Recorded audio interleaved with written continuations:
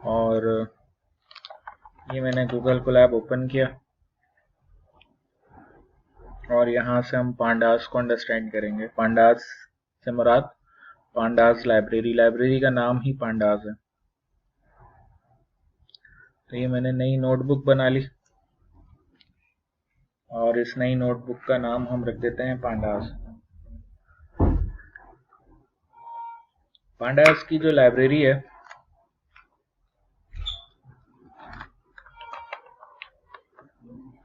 इसके हवाले से ये समझ लें कि ये लाइब्रेरी असल में डेटा को एनालाइज करने के लिए इस्तेमाल की जाती है।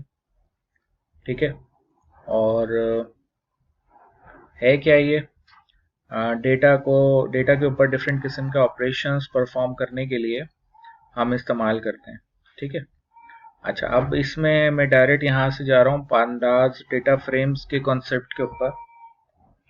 और देखें क्या है कि जैसे मेरे पास सबसे पहले मैं यहाँ पे लिखता हूँ जनाब इंपोर्ट पांडास एसपीडी। ये लाइब्रेरी मैंने पीडी के नाम से इंपोर्ट कर ली। अब मेरे पास एक डिक्शनरी है और डिक्शनरी के अंदर ये डेटा है, कैलोरीज हैं कुछ, और कुछ मेरे पास जो है वो मेरे पास डिफरेंट ड्यूरेशन है।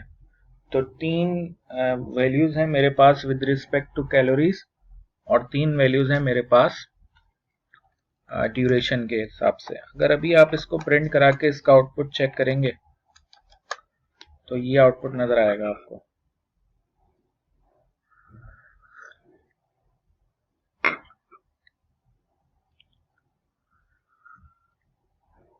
सिंपल डिक्शनरी है। अब इस डिक्शनरी के ऊपर एनालिसिस करना, इसके ऊपर डिफरेंट चीजें परफॉर्म करना काफी मुश्किल होता है। तो इसके लिए हम इस्तेमाल करते हैं पीडी। पीडी के अंदर हम क्या कर सकते हैं कि इस डेटा को हम एक डेटा फ्रेम बना दें, पीडी डॉट डेटा फ्रेम। उसमें हम ये डेटा डिक्शनरी पास कर देते हैं और फिर हम डीएफ को प्रिंट करा के देखते हैं। तो नीचे देखें डीएफ है। अब डीएफ क्या चीज़ है कि डीएफ में डेटा आपको in the form of a table सा नज़र आ रहा है कि आपके पास ये 0 1 2 आपके पास 3 रॉज हैं। पहली रॉ का इंडेक्स 0 है, दूसरी का 1 है, तीसरी का 2 है, और फिर उसके बाद ये कैलोरीज का कॉलम है और ये ड्यूरेशन का कॉलम है। तो इस तरीके से आप जो है वो यहाँ पर 2 कॉलम्स और उनके इंडेक्स को एक्सेस करके उन पे काम कर सकते हैं। अच्छा, अब इसमें क्या है कि अगर आपको कोई भी वैल्यू एक्सेस करनी है, मिसाल के तौर पे मैं अब डीएफ की किसी रॉ को एक्सेस करना चाहता हूँ, तो उसके लिए मैं लिखता हूँ df डॉट loc और फिर उसके बाद इसमें अगर मैंने 0 दे दिया तो इसमें से ये 0 वाली रॉ आपको बता देगा। 0 वाली रॉ में 420 कैलोरीज है और ड्यूरेशन 50 है और इसमें डेटा इंटीजर की फॉर्म में स्टोर है।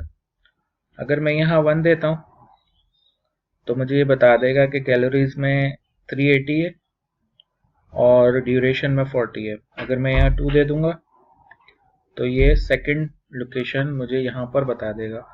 तो data frame dot loc function की मदद से हम ये काम करते हैं। ठीक है जी।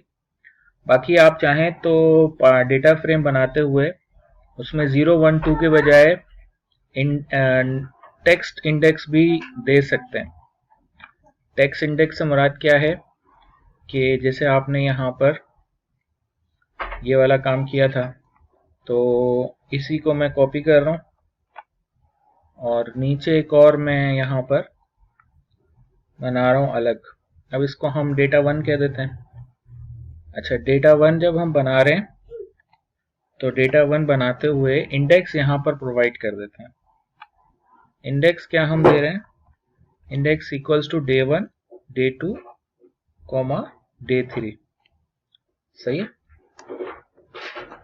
अच्छा, इससे क्या होगा भाई?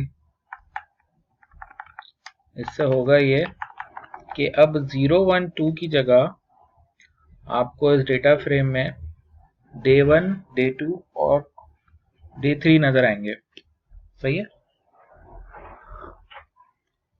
और साथ ही साथ अगर आप यहाँ पर मिसाल के तौर पे प्रिंट करवाना चाहते हैं df.loc, तो अब आप 0 1 2 3 नहीं बल्कि डे 1 डे 2 डे 3 की मदद से एक्सेस कर रहे होंगे। ठीक है, मेरी बात समझ में आ रही है? हाँ जी जी सर, आ रही है। Yes sir. आप ये भी कर सकते हैं कि कोई CSV फाइल बनाएं और वो रीड कर लें डेटा फ्रेम के अंदर। तो ये ज़्यादातर ये ऑप्शन इस्तेमाल होता है। CSV फाइल क्या होती है? CSV फाइल से मुराद कॉमा सेपरेटेड वैल्यूज। अब जैसे मिसाल के तौर पे हम एक एग्जांपल यहीं से डाउनलोड कर देते हैं। अब ये डेट एक फाइल है, ठीक है, तो ये सारा टेक्स्ट मैं कॉपी कर लेता हूँ और यहाँ पर मैं नोटपैड ओपन करता हूँ अपने पीसी में। इसमें ये सारा डेटा मैंने पेस्ट कर दिया। अब इस डेटा के अंदर बेसिकली ड्यूरेशन का कॉलम है, पल्स का कॉलम है, मैक्स पल्स है और कैलोरीज है। ये कोई भी डेटा है मुख्तलिफ किस्म का। इस फाइल को मैं सेव कर लेता हूँ, सेव एज। डाउनलोड्स में मैं इसको data.csv फॉर्मेट में स्टोर कर लेता हूँ। ठीक है, ये मैंने सेव कर लिया। अच्छा, अब ये जो CSV फाइल है इसको मैं रीड कैसे कर सकता हूँ अपने कोड के अंदर?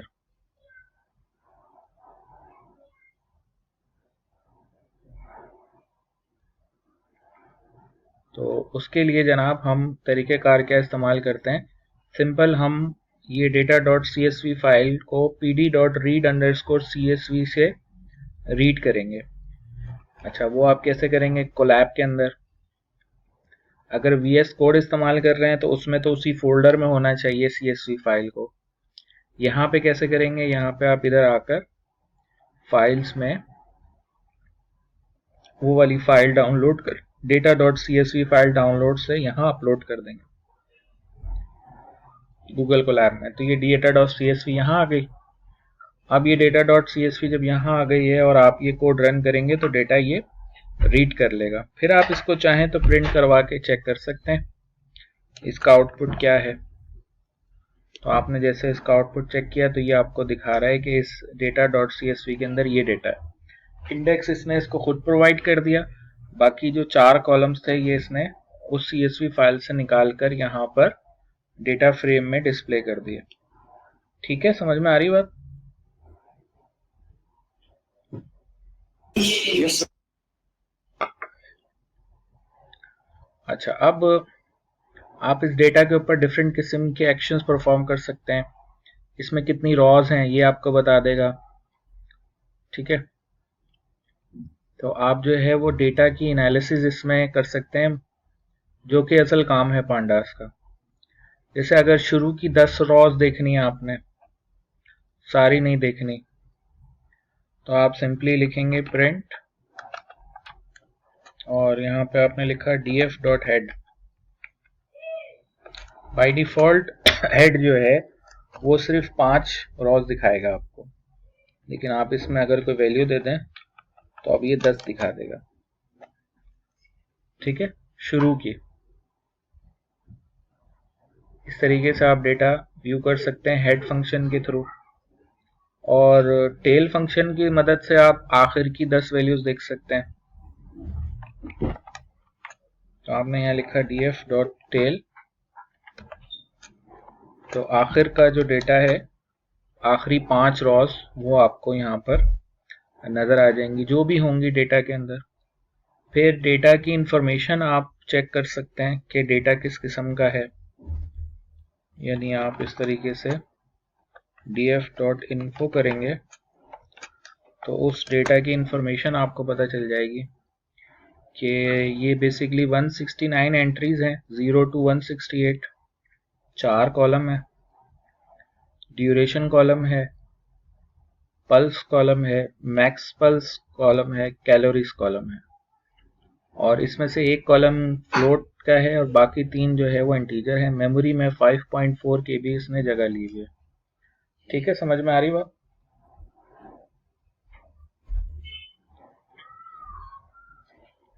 मेरी बात समझ में आ रही है? Yes sir. जी सर आ रही है। अच्छा, फिर मजीद ये कि अब इसमें से जो है वो आप डेटा को क्लीन कर सकते हैं। डेटा क्लीनिंग से क्या मुराद है? डेटा क्लीनिंग क्या होती है कि डेटा में जो हमारे पास मिलता है हमें कहीं से, उसमें कुछ गड़बड़ होती है, तो उन गड़बड़ों को ख़त्म करने के लिए हम पांडास को इस्तेमाल कर सकते हैं। मिसाल के तौर पे ये डेटा है हमारे पास ना, तो अब इस डेटा के अंदर आप गौर करेंगे तो कहीं कहीं पे डेटा मिसिंग है। जैसे यहाँ पे देखें कैलोरीज नहीं है रॉ नंबर 18 पर, या यहाँ पर जो है वो डेट नहीं है रॉ नंबर 22 पे मिसिंग है, या रॉ नंबर 28 पे मिसिंग है। तो ये डेटा जो है NaN का मतलब है नॉट अ नंबर, तो ये एम्प्टी सेल्स हैं इसके अंदर रॉ नंबर 22 पे, 18 पे, 28 पे। फिर डेट यहाँ पे गड़बड़ है, डेट का फॉर्मेट सही नहीं है, इधर डेट का फॉर्मेट सही नहीं है। सही है। फिर इसी तरीके से रॉ नंबर 7 के अंदर जो है वो ड्यूरेशन गलत है, 450 ड्यूरेशन हो नहीं सकती, ये तो 50 होगी या 45 होगी। अच्छा, इसी तरीके से डुप्लीकेट रॉ हो रही हैं 11 और 12 दोनों सेम है, रिपीट हो रही हैं। तो इस तरह के एरर्स हैं इस डेटा के अंदर, तो इन एरर्स को रिमूव करना बेसिकली डेटा क्लीनिंग कहलाती है। अब वो हम कैसे करेंगे? पहला जो तरीका है हमारे पास वो ये है कि अगर मेरे पास कोई डेटा है, चाहे 10 रॉस का हो, चाहे 10,000 रॉस का हो, चाहे 10 लाख रॉस का हो, अगर मुझे उसमें से एम्प्टी वैल्यूज वाली रॉस रिमूव करनी है, मैं चाहता हूं कि ये रॉस रिमूव हो जाए। कौन सी वाली रॉस? जिसके अंदर कोई वैल्यू है नहीं। अच्छा, उसमें क्या होता है, उसमें ना डेटा का रिजल्ट खराब होता है हमारा। मिसाल के तौर पे अब 169 वैल्यूज हैं, उसमें से अब मैं एवरेज निकालना चाह रहा हूँ पल्स की, तो पल्स का एवरेज में अगर कहीं पे 0 पड़ा हुआ होगा ना, तो पूरा एवरेज खराब हो जाएगा उस एक 0 की वजह से। मेरी बात समझ में आ रही है? तो मिनिमम पल्स निकालूंगा तो हमेशा वो 0 ही आ जाएगा। तो इस तरह का जो मिसिंग डेटा होता है वो हमारी फाइनल रिजल्ट को खराब करता है। तो उसका क्या तरीका है? उसका तरीका ये है कि हम इस DF के अंदर इसका एक फंक्शन इस्तेमाल करते हैं, वो कहलाता है drop NA। DF dot drop NA। NA से मतलब नॉट एप्लीकेबल या नॉट अ नंबर। तो ड्रॉप NA आप कॉल करेंगे, ये क्या करेगा कि एक नया डेटा फ्रेम रिटर्न करेगा, उसको हम प्रिंट करवा के देख लेते हैं।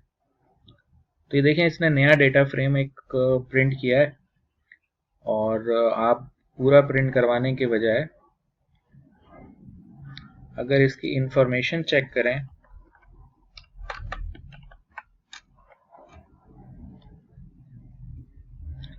देखें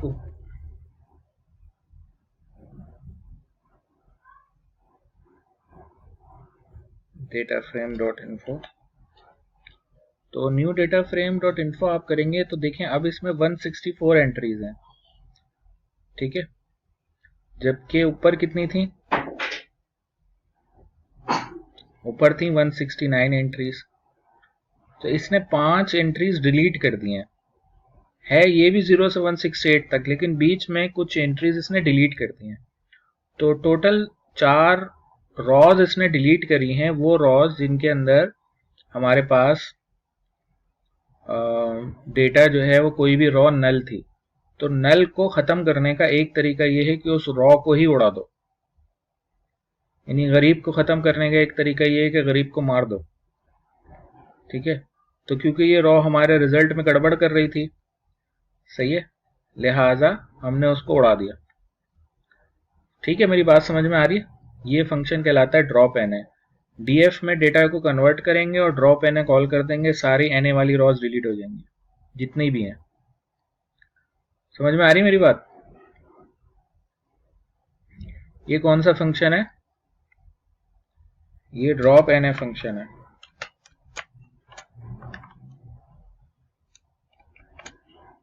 सही है। अच्छा, दूसरा जो सोल्यूशन होता है हमारे पास वो कहलाता है fill N A. Fill N A क्या है कि एम्प्टी वैल्यूज की जगह कुछ फिल कर दो। अच्छा, आप क्या फिल करेंगे भाई? तो अब उसके लिए आपके पास डिफरेंट ऑप्शंस हैं। एक ऑप्शन ये है कि जो कोई भी एक वैल्यू आप बता दें, वो वैल्यू फिल कर देगा ये। ठीक है, जैसे मिसाल के तौर पे आप अगर डेटा को देख रहे हैं, तो जब आपने डेटा को देखा, ये डेटा है आपके पास ना, तो इसमें मिसाल के तौर पे कौन से कॉलम में फिल करवाना है आपने। तो अब जैसे आपको इसमें से फिल कराना है या इसमें फिल कराना है, तो आपको देखना पड़ेगा किसके अंदर है। जैसे यहाँ पर इस कोड में क्या हो रहा है कि ये डेटा रीड करने के बाद 130 कर रहे हैं प्लेस, फिल करवा रहे हैं जहां जहां भी एन है। ठीक है, ये करेंगे तो वो तमाम कॉलम्स में कर देगा। और अगर आप किसी स्पेसिफिक कॉलम में करना चाह रहे हैं जैसे कैलोरीज, तो कैलोरीज में जहां जहां एन है वहां पर ये कर देगा। ठीक है, यानी देखें अभी फिलहाल अगर हम करें ये कि अभी मैं आपके सामने प्रिंट कर दूं df डॉट टू स्ट्रिंग।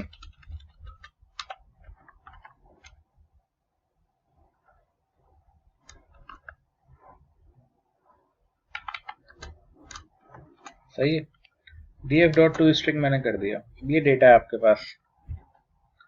अच्छा, अब इस डेटा के अंदर आप कैलोरीज वाला कॉलम देखें, तो कैलोरीज वाले कॉलम में रो नंबर 17 पर क्या है, नॉट अ नंबर है।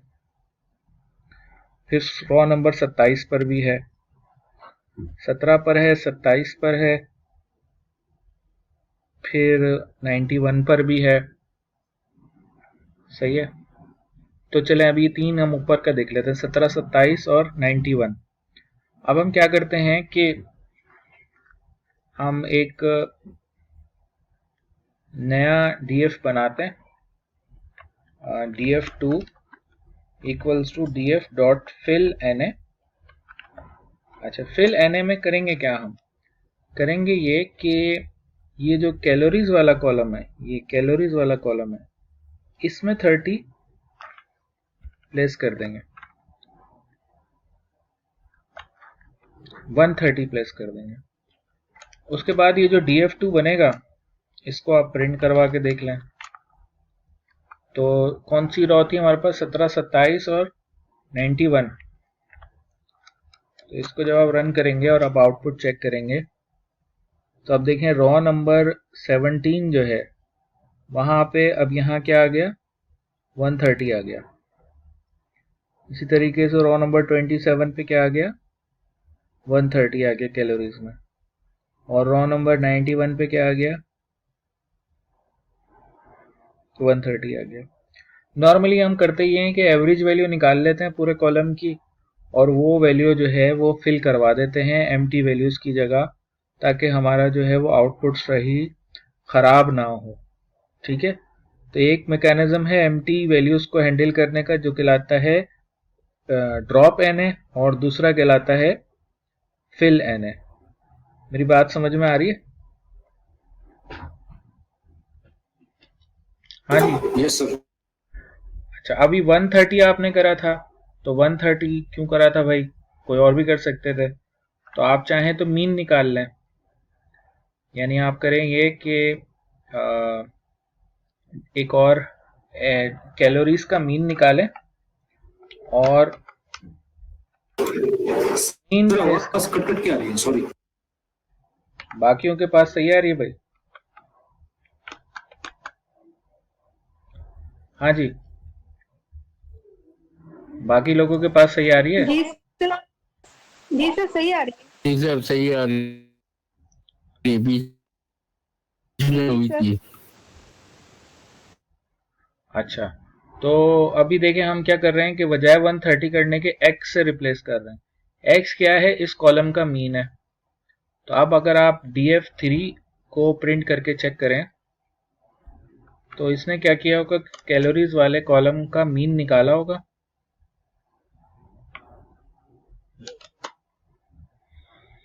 और वो फिल कर दिया होगा। तो अगर आप रॉ नंबर 17 पे देखें तो देखें ये मीन इसने निकाला, मीन निकला 375, तो इसने यहाँ 375 डाल दिया। रो नंबर 27 पे भी 375.8 है और रो नंबर 91 पर भी 375.8 है। ठीक है, समझ में आ रही मेरी बात? तो मीन निकाल सकते हैं, मीडियन निकाल सकते हैं, मॉड निकाल सकते हैं, और निकालने के बाद जैसे मीडियन कॉल करेंगे तो मीडियन निकल जाएगा। मॉड निकालना चाह रहे हैं मॉड निकाल लें, और वो जो वैल्यू आप रखेंगे तो वो मिसिंग वैल्यूज की जगह वो क्या कर देगा? वहां पर क्या कर देगा भाई? रिप्लेस कर देगा, फिल कर देगा जो वैल्यूज हैं हमारी। ठीक है, समझ में आ रही है बात? क्लियर है? Yes sir. ये सोल्यूशन है सर उन चीजों का जहां पे हमारे पास वैल्यू एम्प्टी होती है। अच्छा, अब अगर मेरे पास रॉन्ग फॉर्मेट है, अच्छा नॉर्मली फॉर्मेट का मसला डेट्स वगैरह के साथ होता है। अब टेक्स्ट का तो कोई फॉर्मेट होता नहीं है ना, नंबर्स का कोई फॉर्मेट होता है। तो अगर मेरे पास रॉन्ग फॉर्मेट है डेटा के अंदर, जैसे देखें यहाँ पे नॉट अ नंबर है डेट के अंदर, यहाँ पर ये स्लैश नहीं लगे हुए, रॉ नंबर 22 और 26 में फॉर्मेट का मसला है। तो अब आप क्या कर सकते हैं? आप ये कर सकते हैं कि उसके लिए आप टू अंडरस्कोर डेट टाइम में कन्वर्ट करवा दें। तो ये क्या करेगा कि सबको डेट टाइम में कन्वर्ट कर देगा। ठीक है, और आप ये भी कर सकते हैं कि ड्रॉप एनए कर दें। ड्रॉप एनए करने से ये होगा कि जहां जहां वो रॉज में गड़बड़ है वहां वहां वो उसको जो है वो सेट कर देगा। अब ये वाला जो तरीक़ेकार है टू डेट टाइम वाला, ये क्या करता है? ये है कि अगर कोई ऐसा मामला है ना, जैसे मिसाल के तौर पे अभी हम करते ये हैं कि प्रिंट करवा के देखते हैं df को। हमने कहा df underscore two df dot two underscore string, ये हमने इसको रन कर दिया। अच्छा, अभी इसमें रॉ नंबर 22 अगर आप देखें तो इसमें ड्यूरेशन पल्स, अच्छा इसमें तो डेट है ही नहीं ना, ये तो डेटा ही कुछ और है, डेट है ही नहीं इसके अंदर। तो हम ये वाला डेटा अगर उठाएंगे तो उस पर कोड चलेगा ही नहीं। तो इसमें भी यही सोल्यूशन है कि आप या तो ये करें, जैसे यहाँ पे क्या था कि ये इस तरह लिखा हुआ ना 20 20 12 26, तो इसको जब टू डेट टाइम में कन्वर्ट करेंगे ना तो ये रो नंबर 22 पे आप आके यहाँ देखें 26 पे, तो इसने इसको डेट फॉर्मेट में कन्वर्ट कर दिया। अलबत्ता ये कि वैल्यू नहीं है तो अब उसको कन्वर्ट नहीं कर सकता। तो अब उसका तरीका यही है कि आप क्या करें? ड्रॉप एनए कर दें। ड्रॉप एनए करेंगे तो वो डेट के अंदर से जो भी जो नॉट अ नंबर वाली रॉज है ना, वो क्या कर देगा? डिलीट कर देगा। 22 वाली रॉज डिलीट हो जाएंगी। समझ में आ रही बात? तो रॉन्ग फॉर्मेट का एक ये तरीका है कि आप इस तरह फॉर्मेट सेट कर सकते हैं।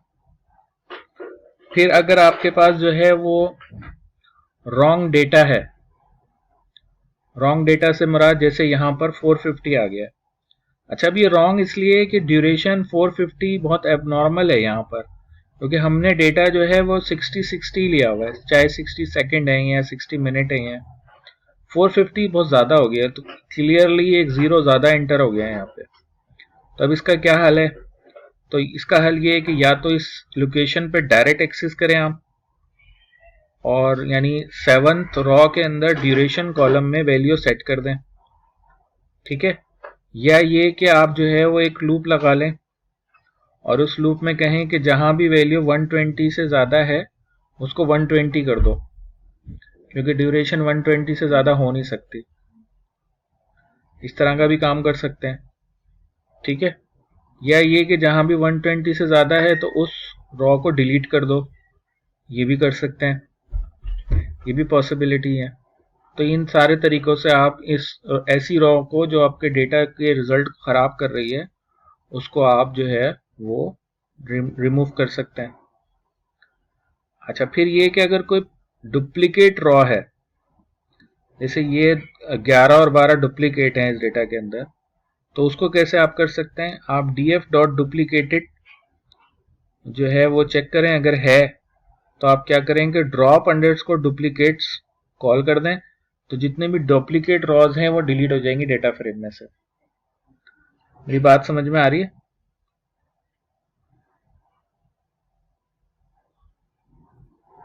हाँ भाई। जी सर। अब इसमें ये है कि अभी तक जैसे हमने कोड लिखा है, हमने करा ये कि फिल ने करा और वो एक दूसरे डेटा फ्रेम में रख दे, ऐसे भी कर सकते हैं। या अगर आप इस तरीके से in place equals to true कर देंगे तो वो उसी डेटा फ्रेम में चेंज कर देगा।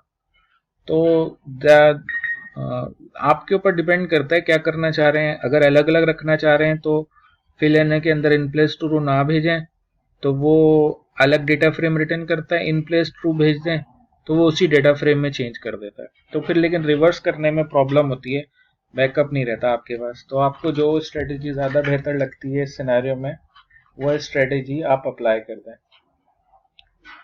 ठीक है, समझ में आ रही बात? Yes sir, yes sir. चले, कोई और सवाल तो नहीं है किसी का? इसको मैं अभी यहीं रख रहा हूँ, बाकी इस पे अभी कल की क्लास हम और करके कुछ इसमें और मजीद कॉन्सेप्ट देखेंगे। ठीक है जी।